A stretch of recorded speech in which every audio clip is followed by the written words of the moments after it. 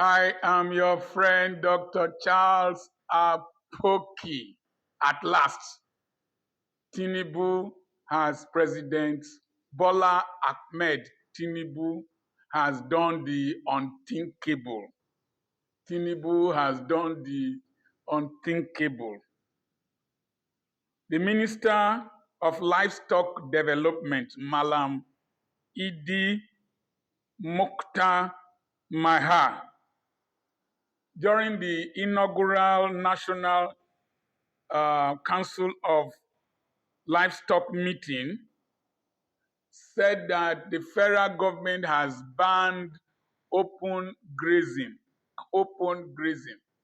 So you won't see cows migrating into people's farms and destroying their crops. He said that this is to mitigate the frequent herders and farmers clash, and that it is safer, it is more modern, and it is healthier to do ranching. And it will produce fatter cows and to be better for business. And there is an expected $70 billion of revenue from ranching. Now, what took them so long? I was reading somewhere that there was a 1965 ban on open grazing.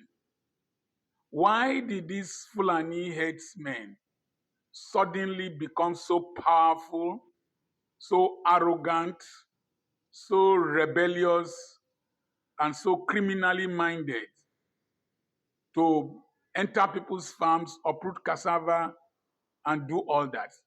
All the nonsense they were doing. With this ban, there will be sanity to some degree if it is implemented. If it is implemented, it is not enough to make laws. When you make the laws, you must enforce them. One of the things that surprised me, like as I said in my previous video, that we should become the 51st state of the United States of America. All this banning of open grazing is because the American government has said. Sunday Abraham, the farmer that was sentenced to death by hanging by the Supreme Court, should be released. What prompted his sentencing? He fought off a Fulani headsman that came to destroy his crops. And in the process, the headsman lost his life. And so he was sentenced to death. The next thing is that all those who were opening their mouths to talk about the pastoralist lifestyle is the Fulani lifestyle. Fulani man can walk across borders. He doesn't have borders. Shut up your mouth. President Bola Ahmed Tinubu, power is like car keys. When they put them in your hands, open the ignition and drive the car. Don't be trekking when you hold the keys to a car. Enforce your presidency. Stamp your feet on the ground.